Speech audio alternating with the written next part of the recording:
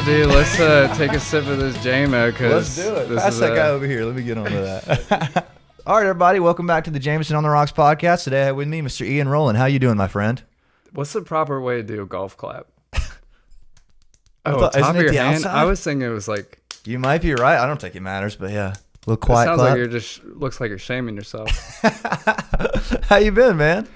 Dude, really happy to be here. Dude, I'm glad you can make it down. You had some car issues, and we had to reschedule a little bit, but I'm glad you could still make it. I've been getting rained on for the past week, it seems. Really? Having a tough week? Well, walking in the rain, that is. The Bills, yeah, man. That's just how it be sometimes, though, it's man. It's a little refreshing, but I'm always worried my phone's going to die because we're so dependent on communicating through those things nowadays. You know how it is, but yeah. Well, I'm glad. Where did we meet? We met at Smith's Old Bar in Atlanta. Your friend of Jeffrey's, how I know you. Right, and, like I had seen his podcast. Yeah. You watched that one? That was a good episode.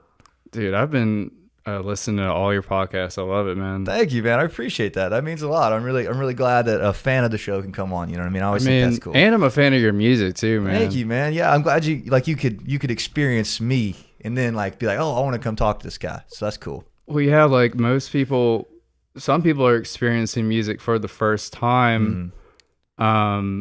Like I remember coming to Athens and just being like, oh my God, I can see music every night of the week. Yeah. Essentially. But yeah, you are definitely making all the right moves and just making people happy. And I hope that makes you happy. That does, man. That makes me very happy to hear it and to just do it. So I appreciate that, man. Yeah. But yeah, so tell me about you. Honestly, this is great because we've only met once. I really don't know much about you, so we can really learn something here. So tell me how you got started doing music when you were a kid, or what instruments you started playing, or what bands you were in. Just get me going. It's a big question, I know. I have distinct memories of driving in the car, and there's like certain songs I remember. Just like stuff your parents are playing, or like a big song on the radio when I was growing up was OMC. How bizarre! Anyway, like that song sticks in my head as being like, this is what music is. Kind of got that just boppy vibe. Yeah. And then I remember Fire on the Mountain by Grateful Dead. Like that just goes on for so long. I'm like, oh, is this what music is now? And then you used to be able to get tapes from the library. Oh, really? Like cassette tapes, or like cool? Okay, yeah. And it's this Taj Mahal song. It's like, I'm going fishing, mom's going fishing, dad's going fishing too. And so like I was just combining all of these crazy influences at such a young age. And so I've always been open to different styles of music, was never like into one certain thing. I think that's important. You know what I mean? Yeah, definitely. And then also having access to CDs, cassettes, and records, I was able to just be aware of music used to be a physical thing that you held. Yeah. And it had artwork. And it had a bunch of people involved that weren't just doing stuff on computers. Like you had actual engineers with tapes and measuring out. Yeah. Science. What a time. It's So, quite more of an experience, isn't it, when you hold it in your hands, you know what I'm saying? It's like fragile thing that can break and then you can no longer play it. Yeah, and you got to go get it and like go into the record store and all that shit. It's kind of cool, man. So we're kind of missing out on that in some ways, but the vinyl revival is kind of good, you know what I mean? It's starting to come back or whatever, but yeah, and there's crazy things you can do, like spinning them backwards, or you have 45s that you spin at a 33, so you can pack in even more information. Like my friend's got a Nirvana in Utero 2-disc where it's like 3 tracks per side. Oh wow, were they that long that they couldn't fit it, I guess? I think they just had to crank the compression or something so that it is more information. But yeah, it's just crazy that you get remasters and wow, I never heard that the first time I listened to it. Yeah, that's crazy. Very cool. So that's how you kind of started getting into it when you were a kid. Are you playing instruments? Like when do you start playing instruments and whatnot? I was always into singing. Yeah. But I did the whole, I don't know, I wasn't like, sign me up for a piano. I kind of just started doing that and was no sort of lessons. I was, I didn't get through like the second round of books for piano because I am really good at listening to something and doing it back as if it were like Simon Says. Yeah. But the teacher was like, you need to not be looking at your hands. You need to be looking at the music. I'm like, well, I can just listen to it one time and then know how to do it. And so that was just really frustrating. And so I gave up on the whole reading music thing. Yeah. And then just got a guitar. Didn't really ask for one, I guess 4th grade or something. And I'm like, okay, I'm going to just tune this thing like a piano. So I was like, C, D, E, F, G. Definitely broke a bunch of strings doing that. And I didn't even know like who Deep Purple was. Yeah. But I knew the Smoke on the Water riff. Dun, dun, dun.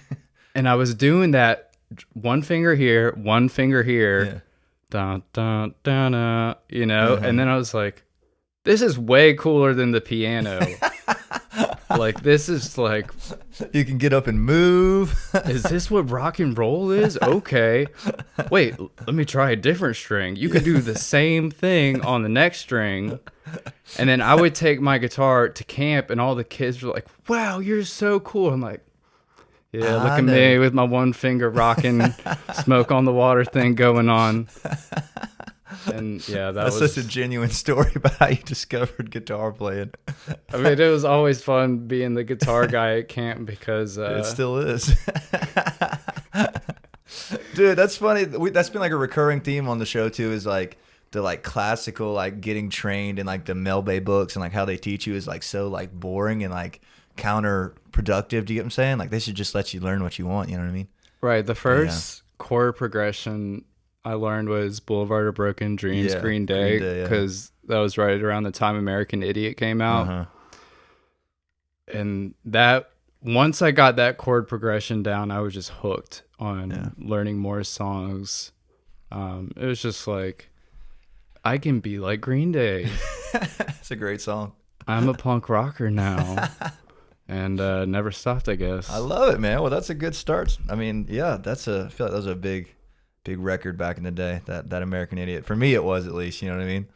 Yeah, I mean, it used to be like you could hear rock on the radio that you enjoyed, and it didn't seem so commercialized. Yeah, I just said corporate, but pretty much the same thing, yeah. It's kind of weird. We kind of caught the last little era of that, man, didn't we? No. Pretty close, you know what I mean? That's not to say there's not good music out, exactly. But the dependence on social media to break through as an artist is so much more geared towards people that already have money and people that have pretty faces. Yeah. Instead of somebody who hops in a van, makes their own tour, probably takes a loss, but gets their recognition as well as through college radio. Word, yeah. And I love grinds. I love Woo-Wog, and they do a lot for local artists and stuff, but I know it's not the same as it was back in the day. I could see that, yeah, maybe so. Where, if you're in Seattle, you hear about REM through the radio, and Nirvana's like, ooh, I want to be like that. Yeah, that's crazy. And then it gets picked up and whatnot. And reading magazines.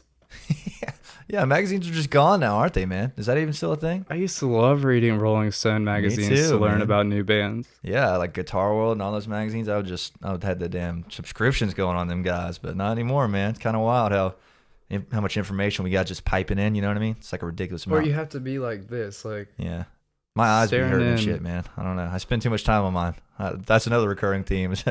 All of us spending too much time on them. I mean, they're not going away, but I just like to be a part of some movements. Like, remember when you could do music without having to boost posts and stuff like that? Yeah, it's just kind of crazy. Like, I can't imagine, like, you know what I mean? Like just before it, like you would just do something. Say you just drop a record and it was like just you told who you knew. You know what I mean? And that was it. Like Put your posters up. that was as far as it went, which is crazy that people Word could of still mouth. make it happen back then, which is just wild. They'd just be blown away with how much power you can or how much reach you have now, whatever. But Or you throw a party. yeah. Yeah. Hey, we Like, got beer. You might happen to like the music. yeah, man, that's crazy. There's definitely some benefits to it too, you know, because like anybody can go make their own record now that sounds really high quality, which I think is a huge plus. Yes. And getting the word out there is always good, so it's tough to complain. You gotta look at both sides of it, I guess. Absolutely. But anyway, sorry, we got sidetracked. You started playing guitar. When do you start joining bands and shit? Like, you know what I mean? Like somewhere in there, I imagine. The first group, I was playing drums in a Baptist church band. I wasn't even Baptist, but I was just excited to play the drums. Yeah. And that was kind of like a Christmas present I got. And I would just listen to One by One by the Foo Fighters Yeah. in a boombox. And I'm just like, okay, this is where the snare goes. This is where the kick goes. And just play that over and over again. Yeah. So listening to the Foo Fighters definitely was where I was getting my drum chops from. And then the next band I played in, my buddy was really into Van Halen. Yeah. And so we pretty much played every single Van Halen song. And You I sound was like just you're shot out on it. no, not at all. It was just very funny that like how much Van Halen we Yeah. played. Well, shit, I wish I could have seen this. I love Van Halen, man. I love the Foo Fighters too. That's awesome. There's no record of that band anymore, I don't think. I love 'cause it. We couldn't find anybody to sing. You know, like we literally went through 4 or 5 singers and just doing the 80s hair metal. Like, not everybody can do it. Yeah, it's kind of tough. You got to kind of have that swagger thing going on, I guess. Absolutely. And being in middle school, are you Yeah. kidding me? Like, puberty's happening. Like, Oh man, nobody's got that much swagger yet. But I love it. So you start playing in bands. I'm sure you're in just plenty of them, aren't you? Like, just you just going through them, or do you have any notable ones that you'd like to note, of course, in that era? Or I'm sure there's plenty. I'll give a shout out to 9 Mile Island because they were just my really good friends that we would hang out all the time. And, you know, we were doing music along with everything else. And Okay. So just your homies. exactly. And Yeah. that was just a really good feeling to escape from school and whatever's going on at my house to just be getting into crazy stuff with my friends Yeah. and playing loud music. Yeah. I'm sure that's the best, is being homies with your bandmates, right? Yeah. It makes the whole experience better.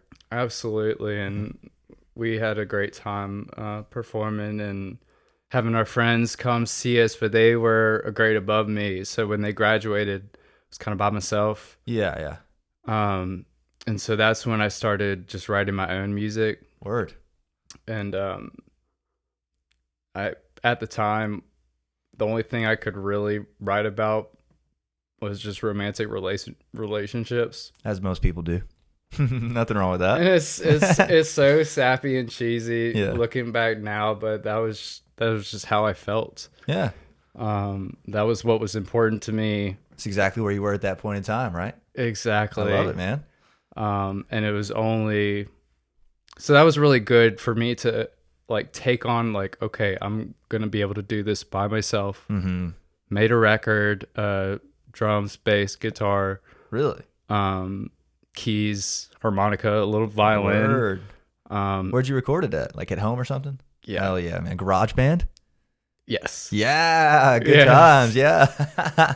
But it was also cool that I was able to take proceeds from selling that to help this club I ended up being a co-leader of, where we help kids with autism get exercise. Awesome, man. And so that was really cool to think your music is doing more than just, you know. Moving units. You made a difference kind of thing, right?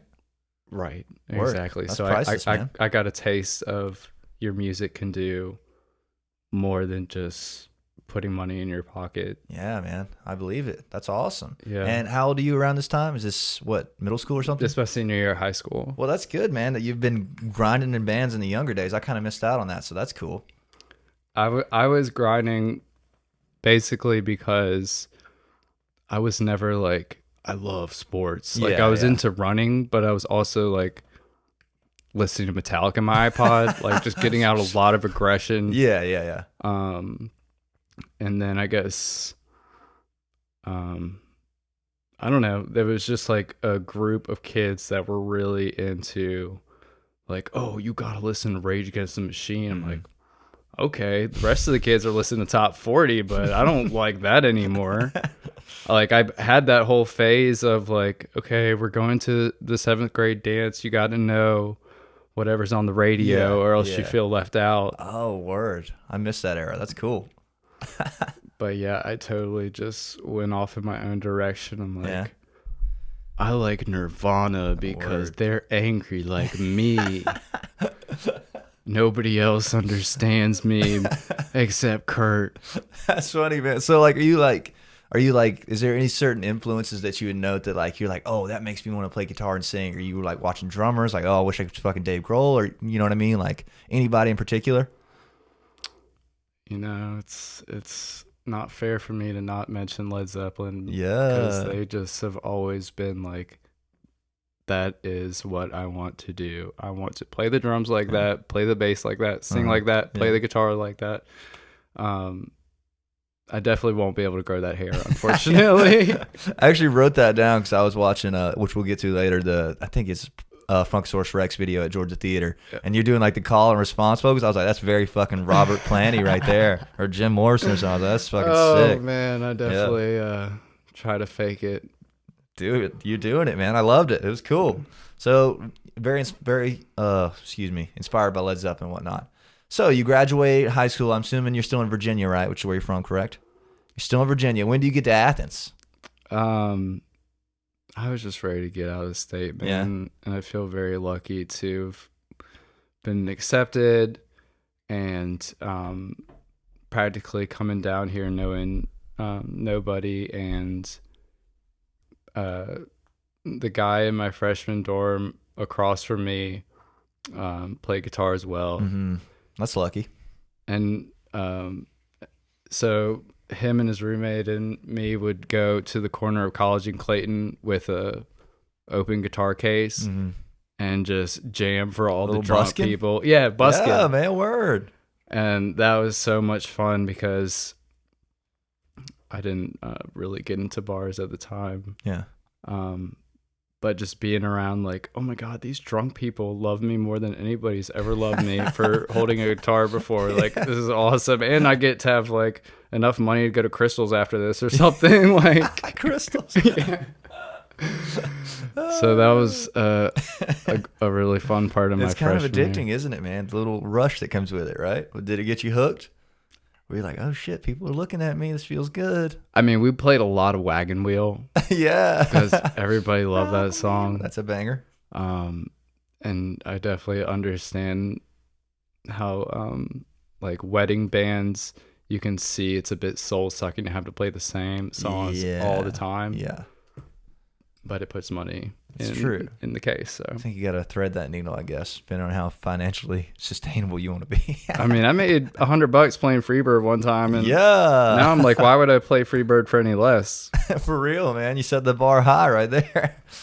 Shit, man. That might be my new pitch when somebody yells that out. I'd be like, yo, I know a guy. $100 for Freebird's a deal. $100 or get the fuck out, man.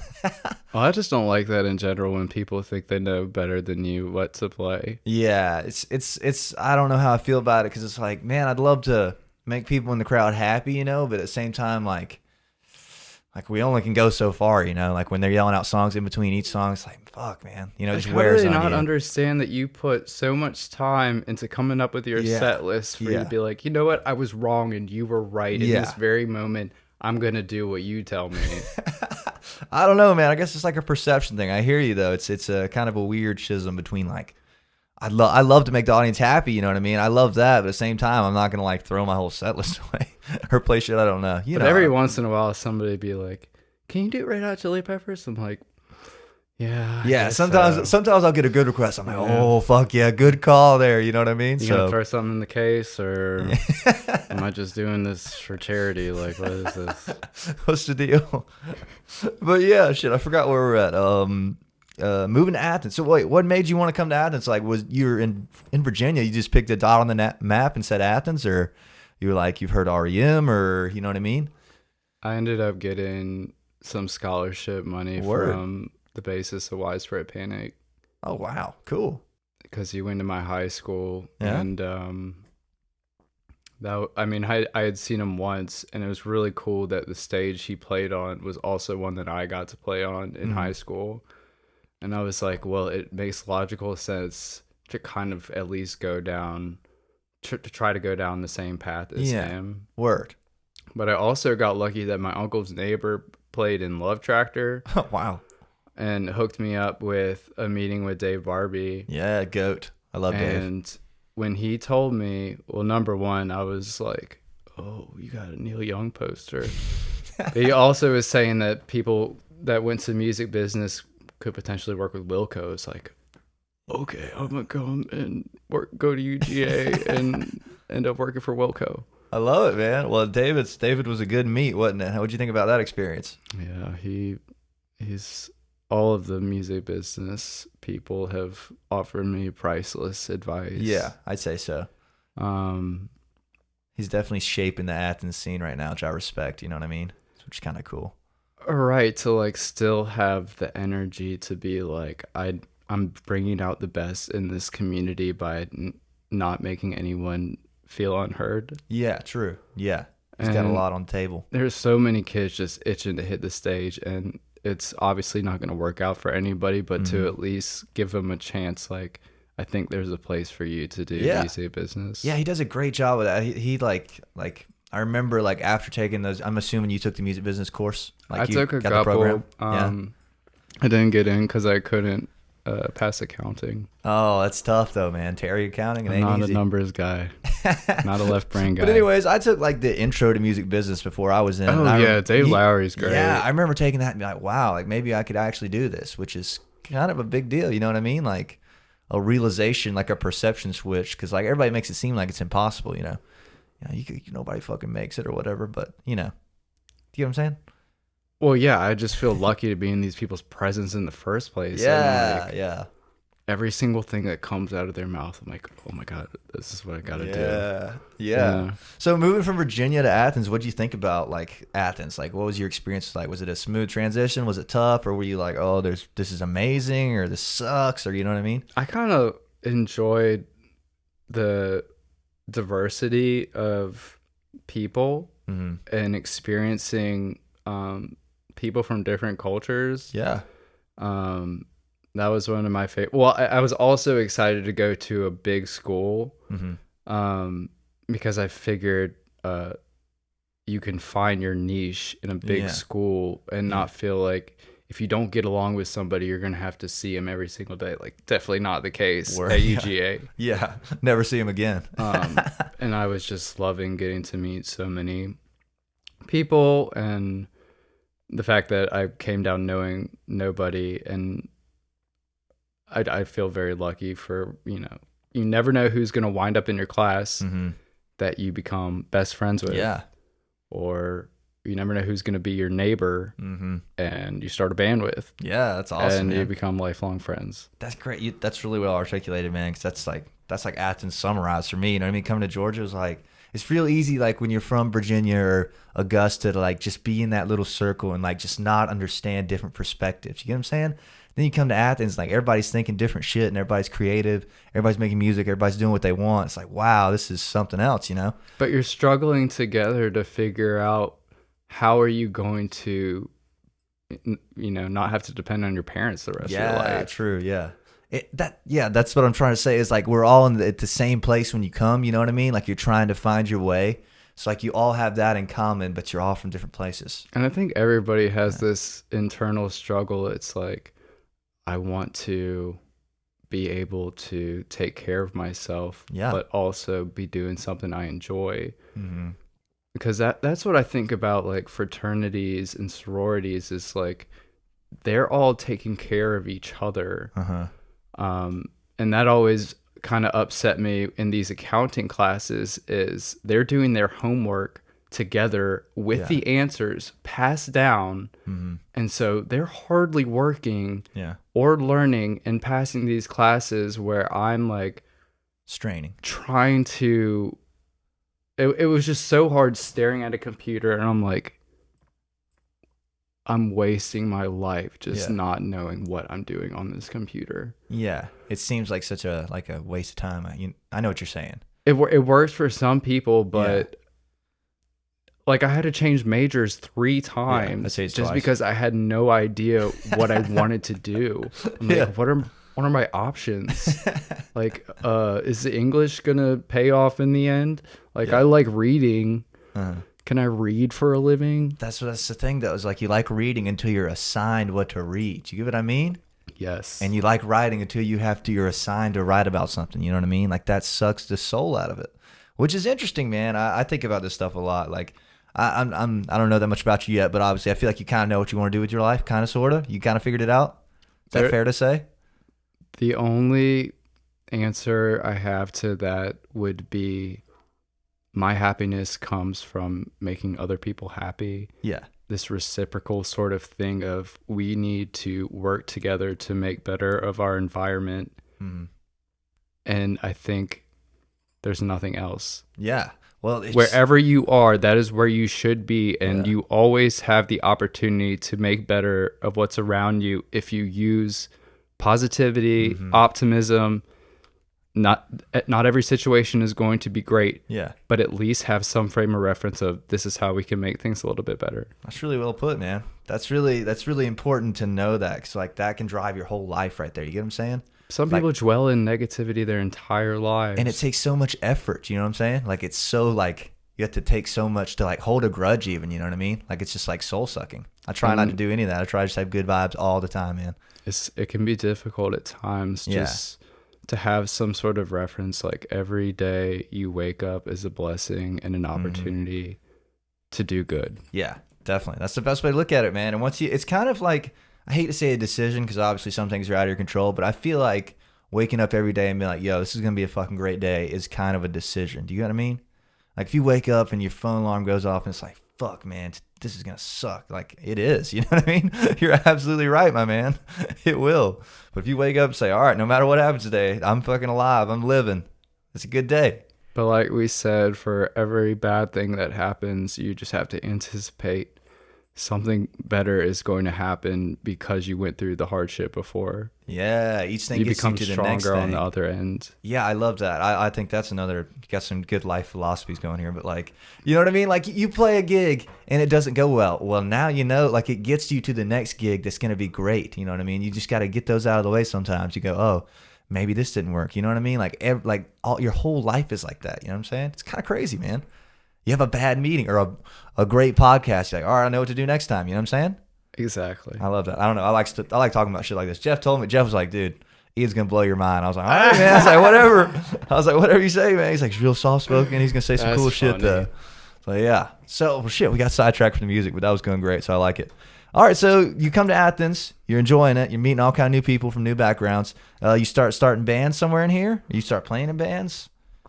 Yeah. I had to come to terms with I could not be in a romantic relationship and feel musically saturated. I don't know. Like saturated. to find a balance between romantic relationships and music wasn't going to happen. Yeah. And so as soon as I broke up with my girlfriend, I introduced myself to my neighbors. Yeah. There happened to be a bass laying in the corner of the room. I was like, does anybody play the bass? And he's like, oh, I just got it for my birthday. I'm like, you want me to teach you? Yeah. Like, all right. And so he starts getting into bass. And then my other buddy, it's like, oh, I had drums when I was little. It's like, well, I got some drums upstairs. Let me just bring them down. Yeah. And so he gets his rhythm going. And then my buddy from the freshman dorm hops in. And all of a sudden, we are ready for our first show with Tender Shots. Yeah, I love Tender Shots. Open mic. And that was great because all of our friends are just hyped up, like, oh my gosh, you guys play music? Yeah. Like, you've only been doing this for a couple months and now you're on stage? How did that go? Did you like Hinder Shots? It was fun. I like Hinder Shots. You play 2 songs, or how was it? Yeah. And Hinder Shots was the perfect place to get started and meet some of the most talented people. Mm-hmm. Because everybody who goes through Athens, you know, some people are gonna suck. Yeah. And some people, I'm just like, you are gonna be famous. Yeah. And some of them already are famous. That it's kind of crazy. You can see it sometimes. It's like obvious. It's like, wow, these motherfuckers are gonna be massive. You know what I'm saying? And it's such a cool like Hinder Shots is all. That was my first place I played too, man. I remember I played Live Forever by Oasis and Original. I remember just being like shaking nervous, which is hilarious. You know what I mean? I gave somebody a hug after that said I did good. I was like, thank you. But stuff like that, you know, that's how you get going, which is great. So you guys did full band at Hinder Shots and it went great. I think it might have just been like 2 guitars and a bass, not drums at the time. But then we did Boar's Head open mic with the drums. The Wednesdays. And that was the perfect environment for the type of music we were playing. Mm-hmm. And I've probably played Boars more than any place in the world. Yeah. On the Wednesday open mic nights or just in general? And on Fridays shows and stuff. Cool, yeah. I love Boar's Head. How do you like it? I like the leaf blower guy about to come by and trash our audio. He's got that feature. You saw him? He's like, hell yeah, I'm on a podcast. So tell me, what you were saying something about Boar's Head. You played there a lot? Is that what you mean? Or were you going somewhere with that? To have an outdoor venue, typically not paying a cover charge, you could potentially be playing for 200 people, maybe 300. I don't even know. Yeah, I'd say about 300 when it's packed. And that was just amazing to play those packed out shows, because I played other places, but Boris in particular was always accommodating of me, my style, and people always got into it. Yeah, it's like everybody who's at Boar's Head like wants to hear music, which I respect. I think that's like the coolest thing about that whole crowd and the vibe. You know what I mean? Like you can host your own show somewhere, like I don't know, Flickr or something, and like well, that's a bad example, but somewhere, you know, and people don't just stumble into Flickr. Yeah, you have to bring 100% of the people that are coming to see you, and like you can only message your 8 friends so many times, like, hey, come see me. I'm playing this weekend, Friday, Saturday, and Monday. You know what I mean? So that's why I love Boar's Head, is people are just there and they want to hear stuff. You know what I'm talking about. It's great, isn't it? Yeah, people stumble in there. Yeah. And then they become your number one fan. Yeah, it's great. The drinks are cheap.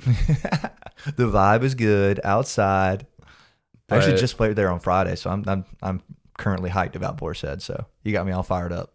But then sometimes things get a bit too rowdy. Because when I was working there, you had to deal with people throwing up. Yeah. People doing promiscuous things. Illegal things. Yeah, that's why there's no doors. And like breaking bottles over each other's heads. But that's rock and roll, right? Yeah, that's Boar's Head. So you started playing around. You're playing Boar's Head. You're playing everywhere. And what's the name of this band? Or do you end up moving on to a next band? All right. I'm going to drop something on you. Drop it, man. In geology class, I sat next to this girl who was in WUOG. Mm-hmm. And I really liked sitting next to this girl because she always had crazy music knowledge for me. Yeah. And she told me, oh, did you see on Flagpole that Weaver D's is closed? I'm like, what is Weaver D's? And she was like, oh, it's this like iconic restaurant. Yeah. So I look into it. Weaver D's is closing after 27 years. Iconic because of their slogan, Automatic for the People, that REM used for their album.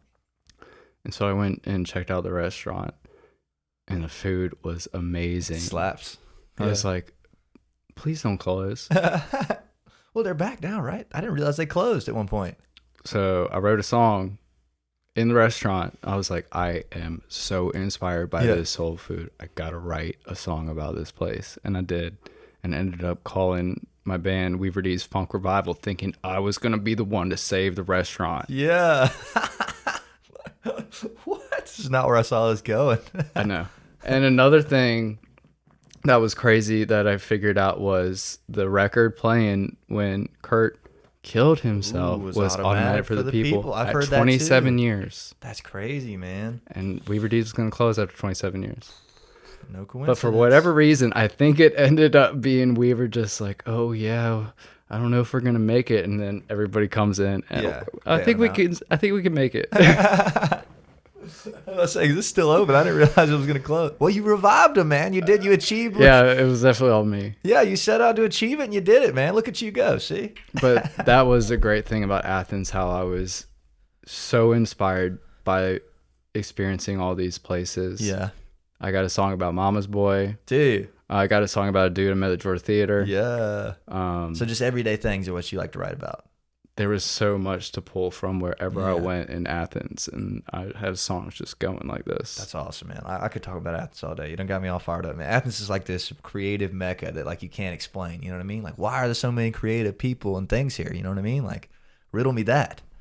Right, and then any day of the night you can go see music. Yeah, or it used to could, you know. It's coming back, but you know, I can't wait till it's like full steam again. Like 40 Watt, Georgia Theater, Nowhere Bar, rest in peace, Caledonia, but you know, everywhere, every night. So soon, I hope. What do you think? Pretty soon, right? I don't want to speculate on people's businesses, but there'll definitely be people busking. Roaming around. Forever. So yeah, okay. Sorry, I cut you off again. I get fired up on topics and I just move along. Where was I at? You were talking about bands you played. Yeah, right? that name Weaver D's Funk Revival Yeah. ended up being too difficult for drunk people to remember. Word. I'm surprised there's no like copyright things on it. Well, Weaver D's. No, I asked him permission. Oh, he didn't care? No, I called him on the phone. Yeah. And he's like, yeah, just come on down and we could talk about it. And he just wanted me to buy a meal. Like, that was all he wanted. But I did end up like doing a couple shows outside his place, Automatic Saturdays. Oh, cool. To bring people in. And so I felt really good about at least doing something to try to help him out. Cool, man. I saw some of the videos you sent me were that band, right? Mm-hmm. There was one I was jamming. I was actually almost texting my band members and said we should learn this song. It was gosh, what was I think it was Feel Like Making Love. I fucking love that song. You guys were jamming it. I was like, goes hard. That's a classic, man. I love it. I almost texted the band like, hey, I got another cover we should learn. Then I mashed it with What I Got by Sublime. Yeah, that's another great one we already know. Yeah, at the end. Very cool. I like it. So yeah, you guys were rocking. You got the whole energy thing going on from the video I saw, man. It's wild that for the drummers and bass's first show being at Stonewall's, a 3-hour set, you know, 40 or something songs. I was like, okay, Fire in the Mountain is 2 chords. We're going to do that. What I Got, 2 chords. We're going to do that. We're going to do that. And just let the solos rip. Yeah. Drag it out. But the fact that he was able to drum that for his first gig for 3 hours was incredible. That is incredible, man. And the fact that we got paid, they were like, yeah, we typically pay bands $50, but we're going to give you $100. I was like, this is the most amount of money I've ever seen. Like, I love it, man.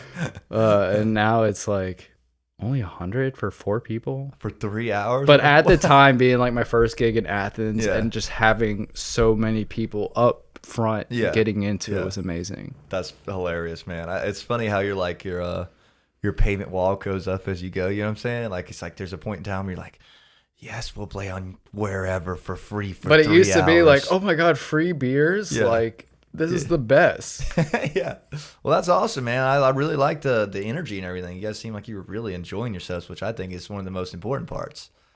It was a reciprocal thing. It's like, you're getting into me, I'm getting into you getting into me, and we're both drunk. This is the best. Into you, getting into me. I love it. Yeah, man. Okay, cool. So what ends up happening to that band? You guys play a lot or little or? Yeah. we did as much as possible. And the crazy thing that happened was playing at Weaver D's, this dude walks up. He's like, yeah, I own Whistleberry Properties in the Burry Bar downtown, and I was the one who got REM started. I was like, is this guy for real? I think he's like kind of crazy. Yeah. But he ended up being this like Really? super legit Athens investor, That's awesome, man. and he had us be the house band for the Bury, which is the cabin room, which Oh, is the now something soundtrack. else. Yeah. I don't know, but that was awesome for Wine Down Wednesdays. Yeah. We were always there. They would have pizza and just like $5 bottles of wines. And I'm Bring like, it back. yeah, that was amazing. Like, oh, we're a house band. We have steady income. Yeah. Oh, I That bet was a really good feeling. And I bet it was great for your craft. You know what I mean? Like you really playing every week will really get you in shape, doesn't it? Absolutely. Yeah. And then also I was like trying to accommodate the bartenders not having to hear the same songs all the time. Yeah. Because I'm very like in people's heads. I'm like, I can definitely tell this person is not enjoying this. Like there's got to be something I can do to make this person enjoy their experience here with me. And that just comes from having a huge library of music, Massive. which takes practice to Yeah. get everybody on board. Yeah. I think that's very wise of you. Like I think the best front or band members and or front men do that. Like you can see out there and you see somebody that's not vibing. Maybe you just give them like a nod even sometimes. Like if you just acknowledge that they're there sometimes, that's all it takes and they'll get into it. Kind of cool, right? They could just be jealous. They're like, God, I wish like- I was up there. These motherfuckers are good. Oh, yeah, actually, that's funny. I saw a guy at Boar's Head. He was like, this Friday, sorry to talk about me, but he was fucking like yoked. Like he's at gym, like in there every day. And he looks so pissed. I was like, this guy right here looks pissed. And he starts dying laughing. I was like, yeah, there we go. And then he had a good time the whole time. You know what I'm saying? Yeah, some people need to be knocked down a bit and realize like, why aren't you having a good time? Why are you limiting yourself by just standing in a corner? Get your back up off the wall. Get your back up off the wall. Well, yeah, man. So how does that go with the investor? Does that plan out pretty good after the cabin room sit-in? Is that what you said, cabin room? No, we did not save the cabin room, and I think he ended up having to sell it. Yeah. Now it's the soundtrack. I've actually played there a couple times. Yeah, we sort of had a house band thing going at Bar South, and that always got rowdy. Yeah. But that fell through. It's such a shame to have like a good place to play, but there's just not enough money. Yeah, that is a bummer, isn't it? And it's like something you anticipate as an Athens bar making the most of your money football season. Exactly, yeah. And Pretty much summer playing you around pretty it. much take a loss because all the kids are gone, True. or majority. Yeah. But yeah, we were doing every single benefit we could Uh-huh. for free just to get exposure. Respect.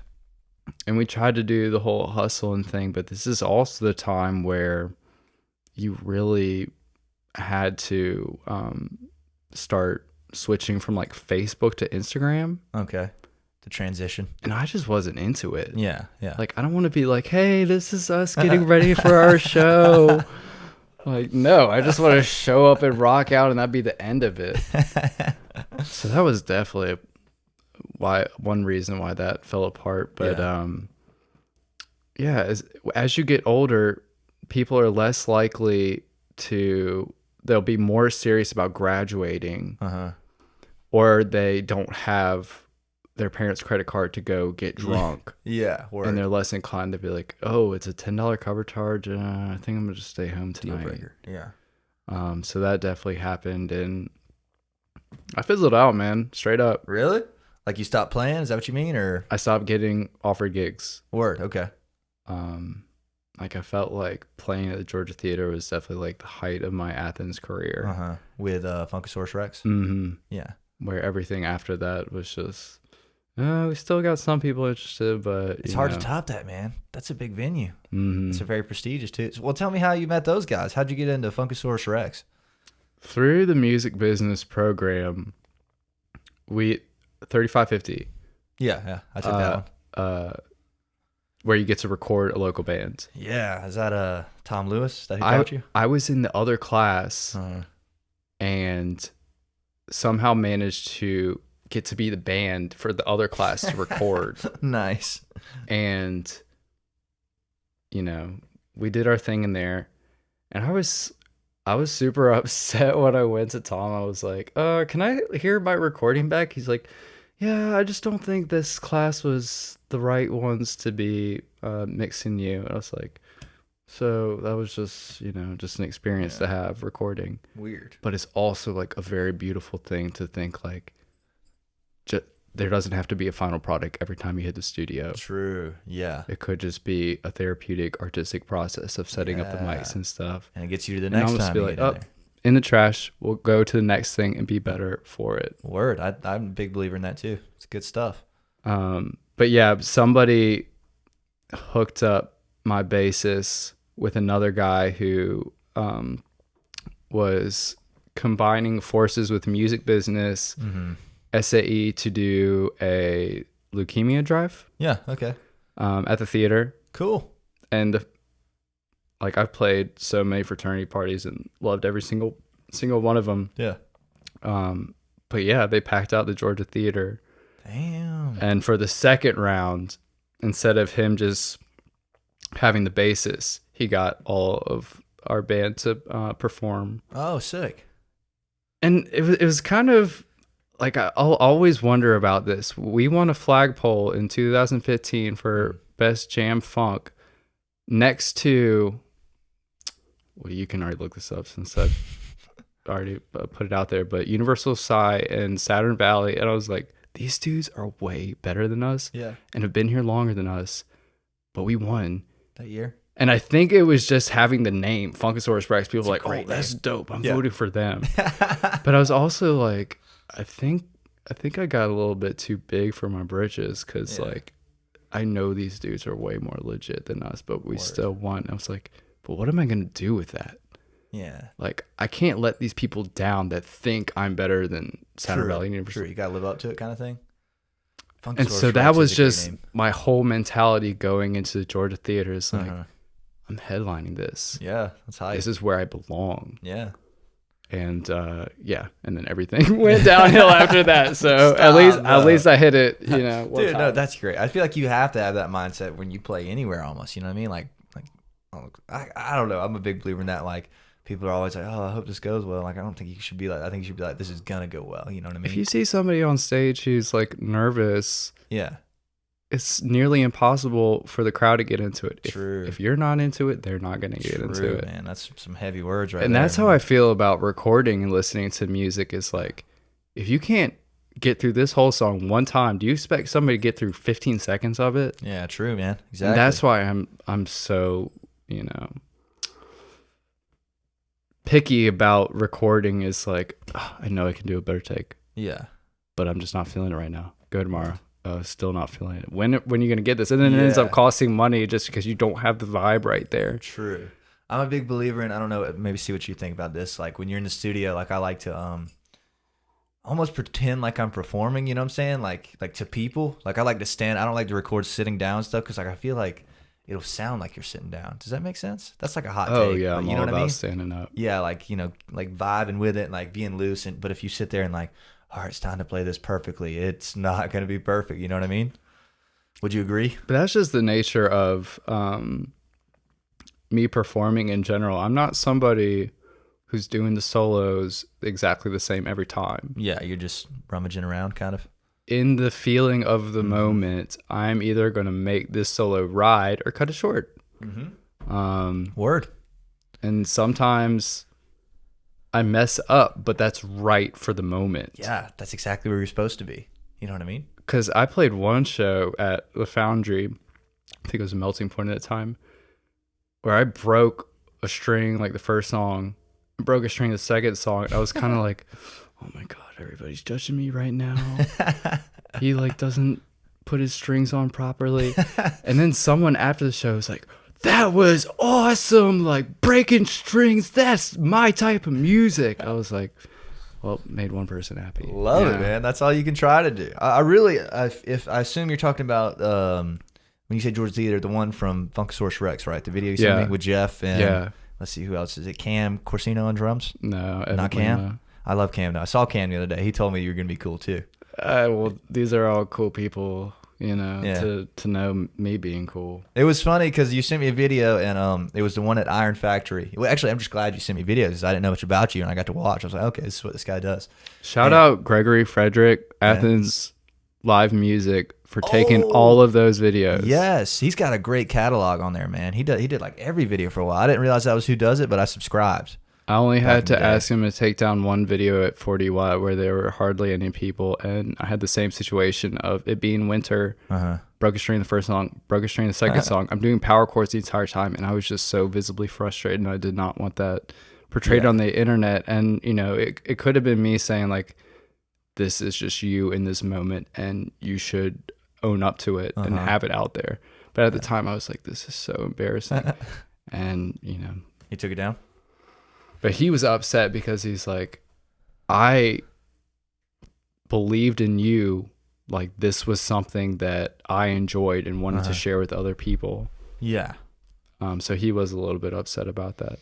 Well, But I think we're on good terms now because, you know, he knows that I appreciate him coming to the show. He could have gone to any other show. yeah.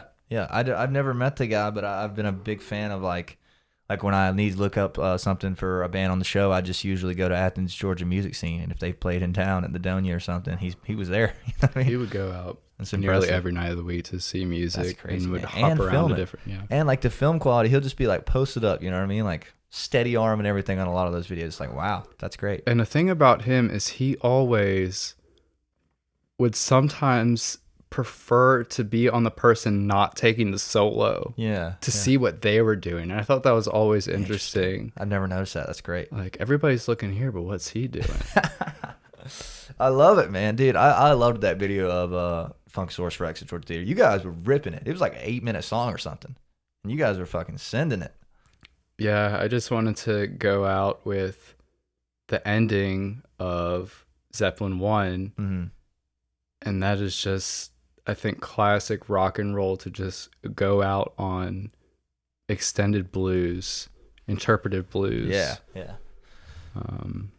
It had a different quality to it, though. Like, I wanted to say Exactly. there was something else in there. You know what I mean? It wasn't just blues. I think some purists would be like, do you really think you know the blues? And I'm like, no, but I think I have this interpretation that relates with at least a couple people. Yeah, dude, the crowd was bobbing, man. I loved know, it. it Jeffrey was was great. jumping around. You It were was jumping great. around. You were singing. I was loving it, man. What else was I gonna note about it? I was like, from watching, like, holy shit, they're still going. Like, you guys were sending it for a while, and I was like, damn. I the like energy doing was that right. too. Just like, wait, I finished my beer and this song is still going. I need to get another one. That's good stuff, I but you love don't to want to have that. leave. You know what I'm saying? Yeah. You don't want to lose your spot. That's good stuff, man. How was your whole Georgia theater experience? 'Cause I've never played there. I look forward to playing there in the future, hopefully. But you know what I'm saying. How was it? I think they were really nice about having good lights Yeah. and good sound. For something that they could have, because like that's such a stereotype of sound guys to be like, Yeah. next, Word. next, just not caring at all. Mhm. But yeah, it was definitely good vibes with it being a benefit. And yeah, there were some annoying fraternity boys there. But when you have good music there, it kind of like brings people down to some sort of level of, okay, we're all in this together and we don't have to judge each other based on what clothes we decided to wear. True. Yeah, like the same frequency kind of thing, like I said earlier. Because that always kind of upset me is fraternity boys. It's like, how do you get girls when all of you are wearing the same shirt? Like, you have no uniqueness about you. But then on the other side of that, there was this whole towny thing, like, oh, you're not wearing vintage, like you shop at Walmart, like. Yeah. And I think there has to be some sort of balance of like, you've got a unique style, but you're also like, you should be proud if you got your own style, but it shouldn't be the only thing that, like, a visual interpretation of you is what the only thing that I get from you. Exactly. Yeah. Like, I it's feel way that. more important to And have a speaking of which, personality. are these Haram pants? I I've think always this came wanted from some. Earthbound. Dude, like, well, I've always wanted some of these like really baggy, like comfy looking pants that are breathable. How do you like them? It makes me feel like I'm at a festival wherever I'm at, and I'm like floating around. I love it, man. It makes getting to A to B a little more fun, I think. From A to B. I like that. That's a good answer, man. But yeah, sometimes I guess we ask a lot from our outfits. You know what I mean? You're kind of broadcasting who you are in a way, but sometimes, you just wore whatever was around. Like, I played this show at Atmosphere in Loganville the other day. Oh, how'd you like that? I like that place. I've never been. It was so much fun. It seems like a cool place. Did Bo Keller book you? It was the other guy. Oh, okay, word. Harold. Anyway, I was the only one wearing a white shirt.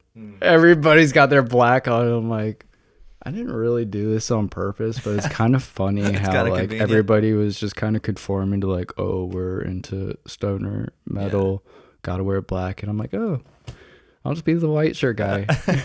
The white shirt guy. Just standing out, and I don't even care. Oh, man, that's funny. I'm really not into that. I mean, sometimes I am. I'm like, I just want to blend in. Please, nobody talk to me. And then sometimes I'm like, what's up? I'm here to make friends. Word, man. Well, tell me about what you're doing now. Tell me about this show you have coming up and any music and stuff you're working on. I will be performing at Academia. Is it Academia or Academia? Because I say Academia sure. Like a macadamia. I think I said Academia. Academia. It could go either way though. They're nice people though. They've been doing a lot of great shows, I hear. Yeah, I've heard great things about them, so I'm excited to perform there July 22nd. Awesome, man. Which is next week, Friday? Thursday. Cool. And I will be performing with my band, the Burn Babes. Sick. My friend Lauren and myself. It'll be our first live show. Yeah, man. Awesome. I hope my Athens friends can make it. Yeah. And that's a nice thing about Lauren living here and me living in Atlanta is we can go back and forth and still interact with two different communities. Yeah, that's great. You get best of both worlds, man. Exactly. That's awesome. I didn't realize your gig was at Academia. That's cool. I've been hearing a lot of great things, like Cadillac and a few other bands have been playing there, and hearing good things. I love that band. I haven't even seen them. Yeah, I've never seen them, but they seem cool, man. They seem all right. Well, I just like Caleb Wallace.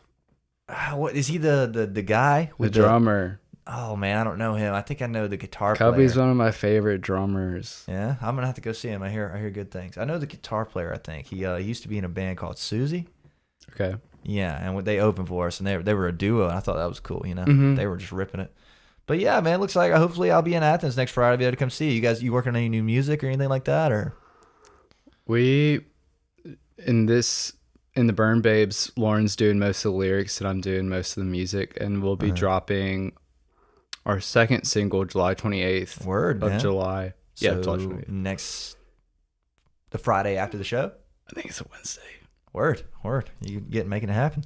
But yeah, we're excited to put music out. It's kind of her first music project, and I'm just very excited to have people listen and hopefully show up to the show and rock out with us. Word, man. Well, that's awesome. We're at an hour in, so I think it's a good time to wrap it. You have a good time, man? I did, man. Do you have any closing thoughts for the people? Anything you want to say? I want to thank you, Jameson. This is such a great platform, and I hope you keep doing it. I'm going to try my best. I hope you keep rocking, and I hope we can play together one of these days. That sounds good to me, man. Yeah, man. It was great to meet you and everything, and I'm glad we can make this happen. Glad you can make it with your car issues and everything. So I appreciate people like you who enjoy the show, and therefore, like, you articulated it the right way when you messaged me, like, hey, I like the show. It was nice to meet you the other night. I'm Jeff's friend. I want to come on the podcast. That's the way to do it. I have so many people message me the wrong way. You know what I mean? So that's I'm like super awesome, so like you should have me. Pretty much. Or even sometimes it'll be like, my band X podcast ? Like, no. Like, all respect, you know what I'm saying? Like, let them know, man. Yeah, I'm just trying to filter in the people that really want to be in. You know what I'm saying? And I hope you just got a great vibe about you. Like, I feel a lot of positive vibes from you. Like, you're definitely trying to bring up people and, give them a voice where it's impossible to hop on, to just hop on a stage. Like, there's so much that goes into that, but you're helping make it easier for those people. Thank you so much, man. I appreciate the kind words. Thank you all for listening in. This has been the Jameson on the Rocks podcast. I think it's episode 41. Cheers to you, man. I didn't finish mine. I got a place to be Dude. after this. You're just killed it, man. Good for you. Shout out Jameson for bringing on the rocks. Jameson. This is it right here. So thank you guys for listening in. Everybody check us out. Subscribe on YouTube. Subscribe on Spotify. Whatever you're listening on. Really would love to have you as a daily listener. That'd be great. And we really are gonna keep the episodes coming and keep telling people stories. So yeah, thanks for coming on, man. Thanks. That's everything. Give them a wave for the thumbnail. Bye. And I'm just trying to make this love.